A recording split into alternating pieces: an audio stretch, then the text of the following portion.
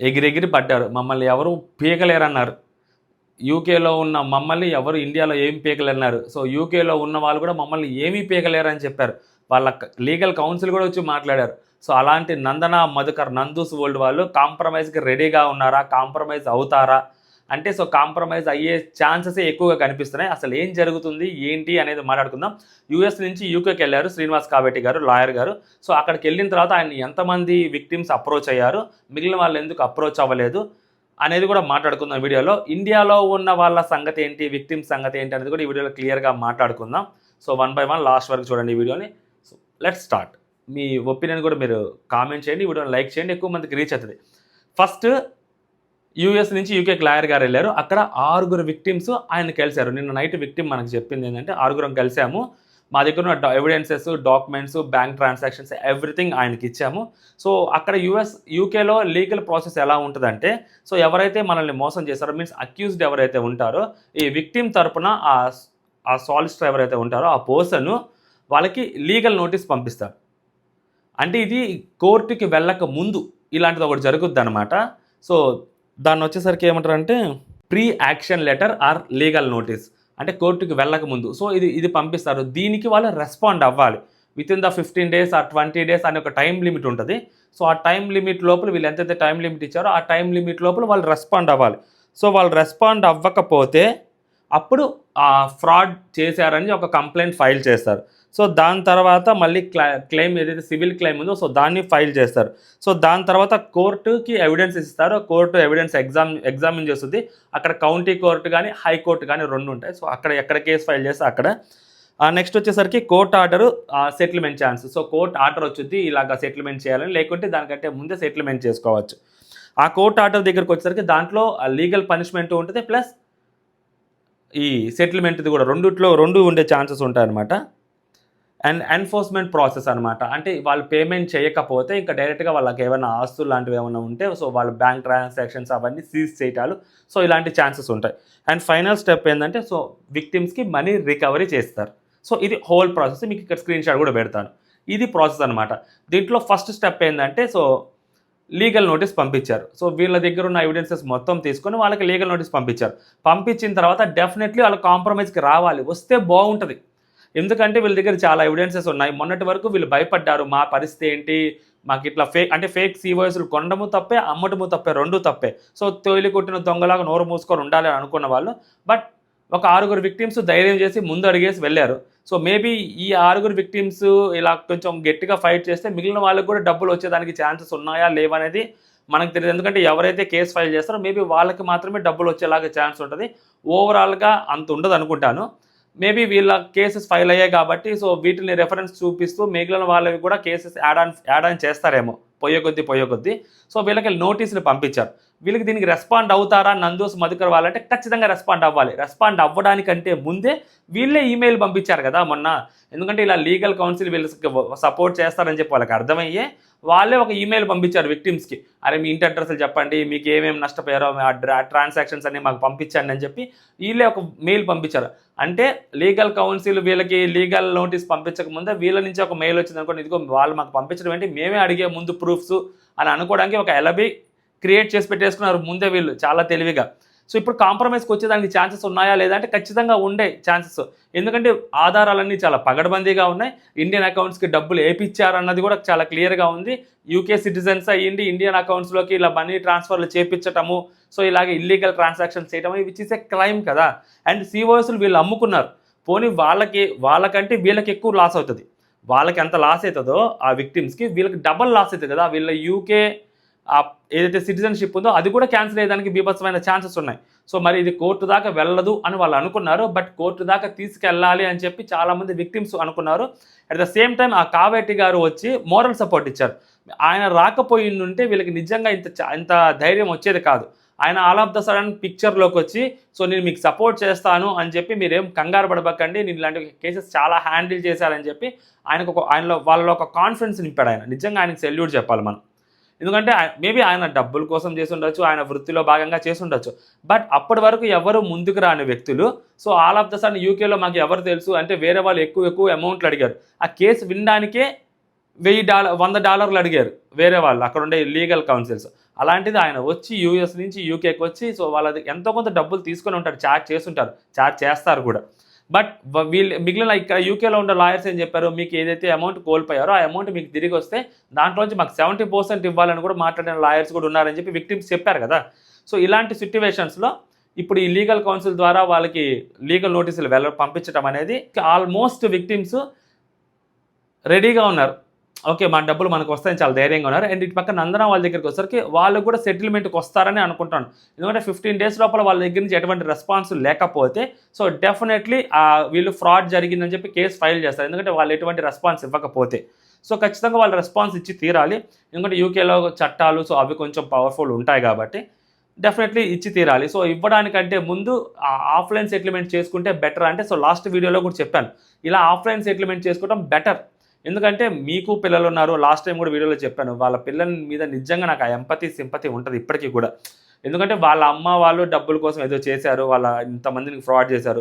So దానికి ఆ ఇద్దరు పిల్లల భవిష్యత్తు నాశనం అవ్వకూడదు అని అందరూ కోరుకుంటూ ఉంటారు. సో అలాంటప్పుడు ఏంటి, వీళ్ళ డబ్బులు వీళ్ళకి ఇచ్చేస్తే పోతుంది. ఎందుకు అంటే ఆ డబ్బులు వీళ్ళే తిన్నారు, వేరే వాళ్ళు ఎవ్వరికి ఇవ్వలేదు ఆ డబ్బులు. ఆ యూకే గవర్నమెంట్కి కట్టింది లేదు, ఎవరైతే ఆ ఎంప్లాయర్ కంపెనీకి కూడా ఇచ్చింది లేదు, మొత్తం డబ్బులన్నీ తినింది వీళ్ళే. సో డబ్బులు వీళ్ళు తిన్నప్పుడు వీళ్ళు తిరిగి కట్టడానికి ఏముంది, వీళ్ళ దగ్గర బాగానే డబ్బులు సంపాదించుకొని ఉన్నారు కదా. సో కొంతమంది విక్టిమ్స్కి ఇప్పుడు ఇలా డేట్ ఇచ్చి ఈ డేట్లో మీ అమౌంట్స్ మీకు ఏవైతే ఉన్నాయో, నేను ఆ లాస్ట్ టైం కూడా చెప్పాను, ఛార్జెస్ కాకుండా మిగిలిన అమౌంట్ సో ఒక 15 లక్షలు కడితే మీకు 10 లక్షలు 11 లక్షలు మీకు ఇస్తాము వెనక్కి అని ఒక మాట చెప్పేస్తే మీకు బాగుంటుంది, ఆ విక్టిమ్స్కి బాగుంటుందని లాస్ట్ టైం చెప్పాను. ఇది కోర్టులు దాకా వెళ్ళి అక్కడ హడావుడి చేయడం కంటే ఇలా చేసుకోవడం మేలు, చేసుకోవాలి కూడా. ఎందుకంటే వాళ్ళకి పోతే మహా అంటే వాళ్ళు యూకే నుంచి వచ్చేస్తారు, మళ్ళీ ఇంకొక చోటకి వేరే దేశానికి వెళ్తారు, యూకేకి వెళ్ళకపోవచ్చు. బట్ మీరు ఎక్కడికి వెళ్తారు, మీరు యూకే పౌరసత్వం అక్కడ తీసుకున్నారు కదా, మీ సిటిజన్షిప్ క్యాన్సిల్ అవుతుంది, మీరు అసలు ఇంక యూకేకి రాలేరు, మీకు ఆ పనిష్మెంట్ లీగల్ పనిష్మెంట్ ఉంటుంది. సో ఇన్ని రకాలు మీకు ఉంటాయి. సో ఇన్ని రకాలు నందన వాళ్ళకి ఉన్నప్పుడు వీళ్ళంతా రిస్క్ చేస్తారా? మొన్నటి వరకు అంటే వీళ్ళు బాధితులు, వీళ్ళు ఏం చేస్తారులే, వీళ్ళు ఏం పీకుతారులే అన్న థాట్లో పుచ్చిపోయిన యాపిళ్ళు అది ఇది అని చెప్పి చాలా గట్టిగా మాట్లాడారు. ఇప్పుడు అంత ధైర్యం చేయలేరు వాళ్ళు నాకు తెలిసి. సో అంత ధైర్యం చేయలేరు కాబట్టి దానికంటే ముందుగానే అఫ్కోర్స్ బెదిరిస్తున్నట్టు మాట్లాడినా, గుండాలు పంపిస్తాం అది ఇది అని చెప్పి అంటే ఇంటర్ అడ్రస్లు మరీ అడిగి తెలుసుకున్నా కూడా ఎంతో కొంత ఒక ఎలబీ క్రియేట్ చేసి పెట్టుకున్నారు. మేము కూడా వాళ్ళ వైపే ఉన్నాము, బాధితుల వైపు తప్పు జరిగిందని అంటున్నారు కాబట్టి మేము సపోర్ట్ ఇస్తాము వాళ్ళకి, వాళ్ళ దగ్గర ఉన్న డాక్యుమెంట్స్ పంపిస్తే అన్నట్టుగా ఒక మెయిల్ కూడా పంపించారు అందరికీ. సో ఈ స్క్రీన్ షాట్ కూడా రేపు పొద్దున చూపిస్తారు, మేము ఇలాగే ముందే అడిగామండి అని చెప్పి. ఎనీవే మొత్తానికి నాకు తెలిసి సో సెటిల్ చేసుకుంటారని అనిపిస్తుంది. ఇప్పుడు సెటిల్ చేస్తే ఎంతమందికి సెటిల్ చేస్తారు? ఎవరైతే 6 కేసు ఫైల్ చేశారో ఆ 6 మాత్రమే సెటిల్ చేస్తారా? ఎందుకంటే చాలామంది ఇండియన్స్ నష్టపోయారు. ఆ నష్టపోయిన వాళ్ళలో యూకేలో ఉండే వాళ్ళు చాలామంది ఉన్నారు. సో వాళ్ళందరికీ కూడా ఆ అది ఎవరికైతే డబ్బులు పోగొట్టుకున్నారో ఆ డబ్బులన్నీ వాళ్ళకు కూడా వెనక్కిస్తారా? ఈ 6 మాత్రమే వెనక్కిస్తారా? సో ఈ కాంప్రమైజ్కి వస్తున్నారు అని తెలిస్తే వాళ్ళకు వాట్సాప్ గ్రూప్స్లో చాలామంది విక్టిమ్స్ ఉన్నారు కాబట్టి సో వాళ్ళు కూడా వచ్చి కేసెస్ ఫైల్ చేయడానికి కూడా ఛాన్సెస్ ఉన్నాయి. ఇదే రిఫరెన్స్ పెట్టుకొని సో మిగిలినవి కూడా వాళ్ళ దగ్గర ఉన్న ఎవిడెన్సెస్ని మళ్ళీ యాడ్ చేయడానికి ఛాన్సెస్ ఉన్నాయి. సో ఎందుకంటే యూకేలో ఆ పౌరసత్వం పోతుంది అంటే సో ఎవరికైనా కానీ ఆ కాలంలో వణుకు వచ్చింది కాబట్టి సో డెఫినెట్లీ కొంచెం భయపడతారు. ఇండియాలో మేబీ ఏమీ పీకలేకపోవచ్చు వాళ్ళ లీగల్ కౌన్సిల్ చెప్పినట్టు కానీ, బట్ యూకేలో పీకొచ్చు కదా, అందుకని సరాసరి యూకేకే వెళ్ళారు కదా కావేటి గారు. సో కాబట్టి డెఫినెట్లీ ఆ కాంప్రమైజ్ వేకే వస్తారా, రావాలని కూడా కోరుకుందాం. ఎందుకంటే ఇది పెద్ద ఇష్యూ అయితే సో డెఫినెట్లీ వాళ్ళే నష్టపోతారని చెప్పి చాలా క్లియర్గా తెలుస్తుంది. ఎందుకంటే ఇక్కడ ట్రాన్సాక్షన్స్ అన్ని ఒరిజినల్ ట్రాన్సాక్షన్స్ కదా, వీళ్ళు మోసపోయిన వాళ్ళు మోసం చేశారని క్లియర్గా తెలుస్తుంది. ఫేక్ సిఓఎస్ నెంబర్లు కూడా ఇచ్చిన్నారు, ఆ రిఫరెన్స్ కోడ్లు చూపిస్తేనే చాలా క్లియర్గా అర్థమైపోద్ది వీళ్ళు ఇంటెన్షనల్లీ ఫ్రాడ్ చేశారు అని చెప్పి. సో కాబట్టి ఇదొకటి. అండ్ నెక్స్ట్ మరి ఇండియాలో ఉన్న వాళ్ళ పరిస్థితి ఏంటి? ఇప్పుడు ఇండియాలో కేసెస్ చాలామంది పెట్టారు. సో యూకేలో సిటిజన్షిప్ పోతుంది కాబట్టి ఎందుకైనా మంచిదని చెప్పి యూకే వాళ్ళకి మేబీ సెటిల్మెంట్ చేసుకున్నారే అనుకుందాం కాసేపు ఫర్ ఎగ్జాంపుల్. మరి ఇండియాలో ఉన్న వాళ్ళ పరిస్థితి ఏంది? ఇండియాలో కేసులు పెట్టిన వాళ్ళ పరిస్థితి ఏంది? వాళ్ళు ఇండియాకి వస్తారా? ఇండియాకి వస్తే వాళ్ళని అరెస్ట్ చేస్తారా? అంటే ఈ లుకౌట్ నోటీసుల గురించి మాట్లాడుకుందాం. సో నాకు తెలిసిన మా ఫ్రెండ్, అసలు నా క్లోజ్ ఫ్రెండ్, ఒక మినిస్టర్ గారి పేషీలో పనిచేస్తూ ఉంటారు సచివాలయంలో. సో వాడి త్రూ కనుక్కుంటే లుకౌట్ నోటీసులు ఇచ్చిన మాట నిజమే అని క్లియర్గా అర్థమైంది. సో జస్ట్ చెప్పారేమో అని అనుకున్నాను కానీ బట్ లుకౌట్ నోటీసులు ఇచ్చారంట. సో ఎప్పుడైతే వాళ్ళు ఇండియాకి వస్తారో సో డెఫినెట్లీ వాళ్ళని అదుపులోకి తీసుకుంటారు ఖచ్చితంగా. ఇద్దరిని అదుపులోకి తీసుకుంటారు, ఇద్దరిలో ఎవరు వచ్చినా కూడా. సో కాబట్టి ఇక్కడ కూడా మళ్ళీ వాళ్ళు లీగల్గా ఫేస్ చేయాల్సి వస్తుంది కాన్సిక్వెన్సెస్. సో దానికంటే ముందుగానే సో ఇక్కడున్న వాళ్ళకి కూడా ఇండియాలో ఉన్న వాళ్ళకి కూడా సెటిల్ చేస్తారా అనేది చూడాలి. మేము యూకే సిటిజన్స్, మాకు యూకేలో మాత్రం ప్రాబ్లం ఉంటుంది, మేము ఇండియాలో మాకేం ప్రాబ్లం ఉండదు, మేము ఇండియాకి వస్తే కదా ప్రాబ్లము అని అనుకొని సో వీళ్ళ జోలికి కానీ వీళ్ళకి డబ్బులు కానీ ఇవ్వకుండా వీళ్ళు వదిలేస్తారు. ఎందుకంటే మెజారిటీ విక్టిమ్స్ ఇండియాలో కూడా ఉన్నారు, కర్ణాటకలో ఉన్నారు, గుజరాత్లో ఉన్నారు, సో అటుపక్క నుంచి ఉన్నారు, అండ్ ఆంధ్ర తెలంగాణలో కూడా చాలామంది ఉన్నారు. సో వీళ్ళు చాలామంది కంప్లైంట్లు ఇచ్చిన వాళ్ళు ఉన్నారు. అంటే యూకేకి వెళ్ళి తిరిగి వచ్చేసిన వాళ్ళు కూడా చాలామంది ఉన్నారు, వీసాలు రాక, ఉన్న వీసాలు ఎక్స్పైర్ అయిపోయి, సో ఇమిగ్రేషన్లో దొరికిపోయి వచ్చిన వాళ్ళు చాలామంది, వెనక్కి వచ్చేసిన వాళ్ళు, అసలు ఫ్లైట్ ఎక్కని వాళ్ళు కూడా చాలామంది ఉన్నారు. సో మరి వీళ్ళందరి పరిస్థితి ఏంటి అన్నప్పుడు సో మేబీ అక్కడ ఏదైనా కన్క్లూజన్ వస్తే సో దాన్ని రెఫరెన్స్ త్రూ మేబీ ఏమన్నా ఇక్కడ కన్క్లూజన్ కోసం ట్రై చేస్తారా, లేకుంటే మళ్ళీ వీళ్ళందరూ అక్కడ మళ్ళీ సేమ్ కావేటి గారిని అప్రోచ్ అయ్యి సో వీళ్ళ ఎవిడెన్సెస్ కూడా వాళ్ళకి అక్కడ పెట్టి సో మేము కూడా ఇలా నష్టపోయాము, యూకే వీళ్ళ బ్యాంక్ అకౌంట్స్ ఏవైతే ఉన్నాయో సో దానికి కూడా ఎంతో కొంత అమౌంట్ వీళ్ళు ట్రాన్స్ఫర్ చేస్తారు, రిమైనింగ్ అమౌంట్ ఇండియాలో ఉన్న అకౌంట్స్కి ట్రాన్స్ఫర్ చేస్తారు. కాబట్టి సో ఆ అమౌంట్స్ ఏవైతే ఉన్నాయో సో వాటిని డిఫరెన్స్ గానో, లేకుంటే వీళ్ళకి కూడా సిఓఎస్లు ఇస్తామని చెప్పి వీళ్ళకి కూడా ఫేక్ సిఓఎస్లు పంపించుంటారు కదా త్రూ మెయిల్, చాటింగ్ అయితే జరుగుంటుంది కదా, సో మేబీ అవి రిఫరెన్స్లుగా తీసుకొని సో వీళ్ళకి కూడా సెటిల్మెంట్ చేస్తారా అనేది చూడాలి. ఎండ్ ఆఫ్ ద డే సెటిల్మెంట్కి రావటం అనేది ఉత్తమమైన పని. ఈ కోర్టులు, ఈ కేసులు అనవసరం, సెటిల్మెంట్లకు వస్తే పోతుంది. ఎందుకంటే బాధితులు చాలామంది ఉన్నారు, ఆ డబ్బులు ఇచ్చేస్తే పోతుంది. యూకే వీసాలు, ఆ యూకే పౌరసత్వాలు క్యాన్సిల్ చేయించుకొని ఇండియాకి తిరిగి వచ్చేసి మళ్ళీ ఇక్కడ లీగల్ కౌన్సిల్లో మళ్ళీ ఫేస్ చేసి ఇంత అవసరమా? మొత్తం ఆ లైఫ్ మొత్తాన్ని నాశనం చేసుకోవడం కంటే ఎవరైతే విక్టిమ్స్ ఉన్నారో ఆ విక్టిమ్స్కి వాళ్ళ డబ్బులు వాళ్ళకి వెనక్కి తిరిగి ఇచ్చేస్తే ఏదో ఒక రేషియోలో బెటర్ ఉంటుంది. ఎందుకంటే వాళ్ళు కూడా ఆ కట్టిన డబ్బుల్లో మొత్తం రాకపోయినా పర్లేదు, సో ఒక 90% 70% వచ్చినా కూడా పర్లేదు అని అనుకునే విక్టిమ్స్ చాలామంది ఉన్నారు. నిన్న మాట్లాడిన విక్టిమ్ కూడా అదే అంటున్నారు, మొత్తం డబ్బులు రావాలని మాకు ఆశ లేదండి, మేము కట్టిన దాంట్లో కనీసం ఒక 15 lakhs కట్టాము, అట్లీస్ట్ ఒక 10 lakhs 12 నుంచి 12 lakhs వచ్చినా కూడా వీఆర్ వెరీ హ్యాపీ అని వాళ్ళు అంటున్నారు. ఎందుకంటే లైక్ ఆ వీసా ప్రాసెస్ కోసం వాటి కోసం ఎంతో కొంత డబ్బులు పోతాయి కాబట్టి సరే అవి పోయాయని అనుకుంటాం మేము, మిగిలిన డబ్బులు మాకు వస్తే చాలు అని చెప్పి అక్కడుండే విక్టిమ్స్ ఎవరైతే ఉన్నారో సో వాళ్ళు చేసుకున్న డిస్కషన్స్ అనమాట ఇవి.